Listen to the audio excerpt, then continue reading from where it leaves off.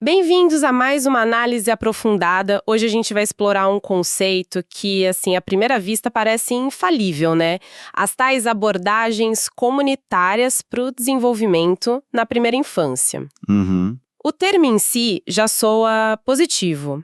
Envolver a comunidade parece sempre a resposta certa. exato. Mas a nossa fonte de hoje, que é um capítulo do Handbook of Early Childhood Development Research, convida a gente a olhar para essa ideia com um olhar bem mais crítico.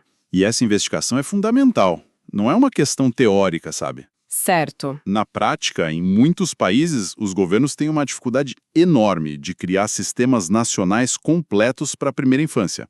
É caro. A infraestrutura toda, né? Pessoal qualificado, monitoramento. Exatamente. E é exatamente nesse vácuo que entram as ONGs, os programas de base comunitária, os PBCs, preenchendo essas lacunas que são vitais. Ok, então vamos começar essa investigação pelo começo. Para entender por que essa abordagem comunitária ganhou tanta força, a fonte leva a gente para uma era anterior, uma mentalidade que eles chamam de resgate. É uma visão bem paternalista. Parece coisa de outro século, né? Essa visão de nações ricas como salvadoras que chegavam e ditavam as regras. Exato. A premissa era que o conhecimento e a tecnologia dos países desenvolvidos podiam ser simplesmente transplantados para qualquer outro lugar. Como se fosse uma receita de bolo. Perfeito. Uma receita única que não levava em conta as realidades locais, as culturas, e a gente sabe que isso raramente funciona a longo prazo. E aqui é onde a coisa fica realmente interessante. O texto usa uma analogia com a ajuda alimentar que é simplesmente brilhante para ilustrar o problema. É ótima essa analogia. Mandar comida com um país que passa fome parece, na superfície, um ato de pura bondade. Mas qual é o efeito colateral disso? O efeito pode ser devastador. Fora de uma crise aguda e imediata, essa ajuda em massa pode simplesmente quebrar os agricultores locais. Eles não conseguem competir, claro. Não conseguem. A produção interna de alimentos diminui e, no fim das contas, você cria uma dependência ainda maior da ajuda de fora. A fonte argumenta que a mesma lógica se aplica quando se importam filosofias educacionais e materiais didáticos sem adaptação. É uma analogia muito poderosa porque é contraintuitiva. A primeira reação é claro, ajuda alimentar é bom. Demora um pouco para processar como um ato generoso pode ter um efeito tão destrutivo. Exato. E essa percepção, essa ficha começou a cair lá pelos anos 1970. Uhum. As agências de fomento, os analistas, eles perceberam que as intervenções não estavam criando mudanças sustentáveis. Pior, estavam, na verdade, institucionalizando a dependência. Entendi. Ficou claro que nenhuma solução, por mais bem desenhada que fosse num escritório em Genebra, ia ter sucesso num vácuo cultural. Era preciso incorporar o conhecimento local. E foi daí que a palavra participação virou a nova palavra de ordem. Certo. Então, participação virou a palavra mágica. Mas o que isso significa na prática? Como a gente pode visualizar um desses programas no dia a dia? A variedade é enorme, e essa é uma das forças, sabe? Pode ser algo bem informal, tipo os playgroups, os grupos de brincadeiras. Organizados pelas próprias mães, voluntários? Isso. Num espaço cedido na comunidade, o pátio de uma igreja, um salão. Outro modelo muito comum são as visitas domiciliares, com agentes comunitários que orientam as famílias. E vai além disso, certo? Sim, vai. Tem os programas de mães crecheiras, que cuidam de poucas crianças em casa num ambiente mais familiar. E aí, num espectro mais formal, tem as pré-escolas comunitárias, geridas por pais. E até os programas de criança para criança, que eu achei fascinante. São muito inovadores. Crianças mais velhas que ajudam a estimular as mais novas. É interessante essa gama toda.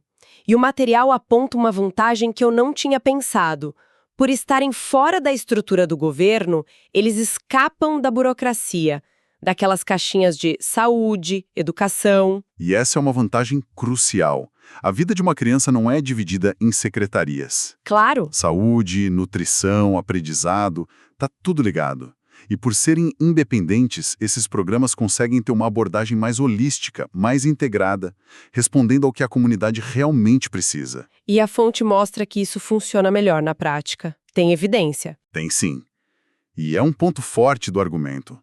O texto cita estudos da área da saúde que mostram, por exemplo, que a entrega comunitária de tratamentos para malária teve uma adesão e eficácia muito maiores do que quando o tratamento era só na clínica. Faz todo sentido. A confiança, a proximidade. Exato. A influência dos pares dentro da comunidade torna o programa mais aceito e, no fim, mais eficaz. Ok, então o quadro está ficando claro. A gente tem programas flexíveis, integrados, que respondem às necessidades locais e com voluntários da própria comunidade, o que é um ponto-chave. É fundamental.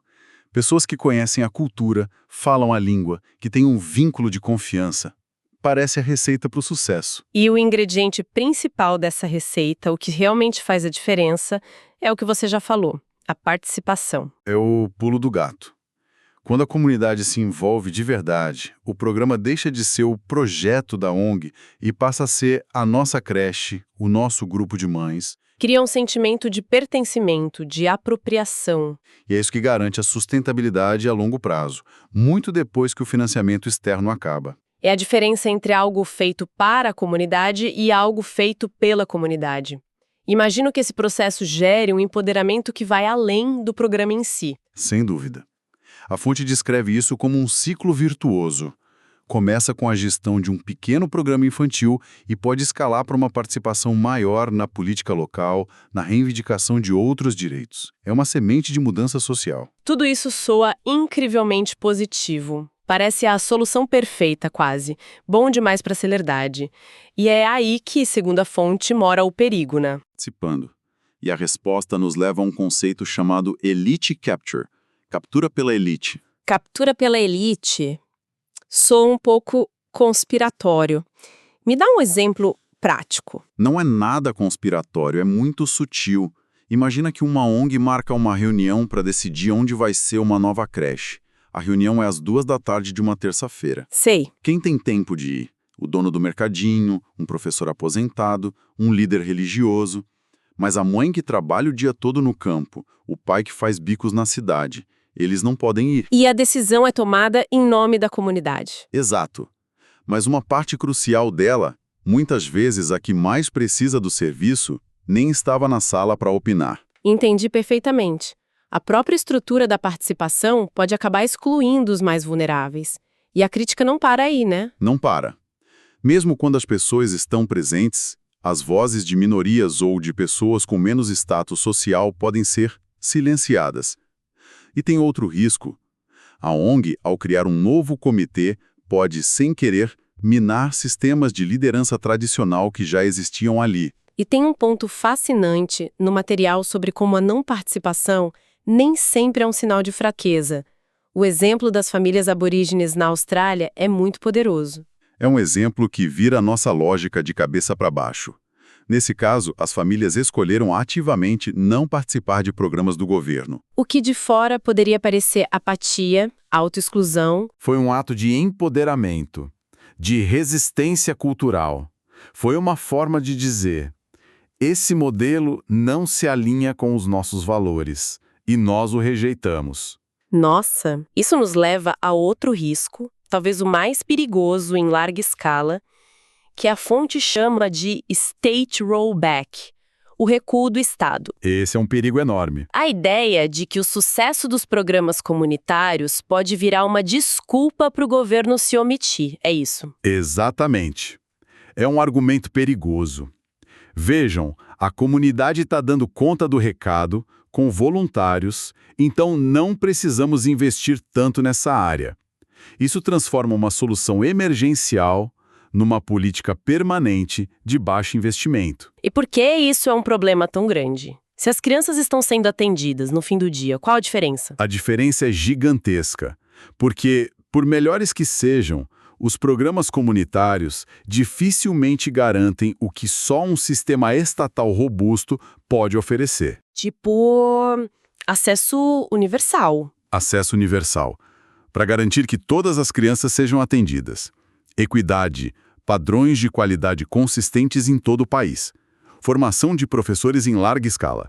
E, crucial, pesquisa de longo prazo, para a gente saber o que realmente funciona. Então, os programas comunitários são fantásticos como complemento, mas desastrosos como substitutos da responsabilidade do Estado. Perfeito, é exatamente isso. Então, depois de toda essa análise, fica muito claro que a resposta não é uma escolha simples, não é um fla-flu de comunitário contra governamental. Precisamente.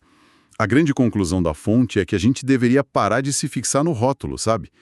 E, em vez disso, avaliar o grau de centralidade na comunidade de qualquer programa. Ah, interessante. É perfeitamente possível ter um programa do governo que seja muito sintonizado com as necessidades locais e, do outro lado, um programa de ONG que é totalmente de cima para baixo. Então, o que a gente precisa é de uma nova régua para medir isso. E o material nos dá uma ferramenta, tipo um checklist mental, para avaliar qualquer projeto. Exato. São perguntas que forçam a gente a ir além do marketing do programa. Por exemplo, uma pergunta crucial é: Qual? até que ponto este programa pode ser adaptado para refletir o contexto específico desta comunidade? Ou ele segue um modelo rígido e inflexível? Outra que me parece fundamental é quem realmente tem o poder de tomar as decisões. E essas pessoas têm conhecimento sobre desenvolvimento infantil? Uhum. E podemos adicionar mais uma. Qual é o nível de confiança e solidariedade entre a equipe do programa e as famílias? Eles se veem como parceiros? E talvez a pergunta final a mais reveladora de todas. Qual seria? Quem tem a autoridade para definir o que é o sucesso deste programa? São os números exigidos pelo financiador? É o relatório da ONG? Ou a definição de sucesso inclui a percepção da própria comunidade, das mães e pais que veem os filhos mais felizes, mais saudáveis? A resposta a essa pergunta diz tudo sobre onde está o verdadeiro centro do poder. Diz tudo. Fica a reflexão. Da próxima vez que a gente ouvir a palavra comunitário como um selo de qualidade, vale a pena fazer essas perguntas para entender o que realmente está acontecendo por trás do rótulo. É um convite para um olhar mais profundo sobre como a gente apoia o desenvolvimento das nossas crianças.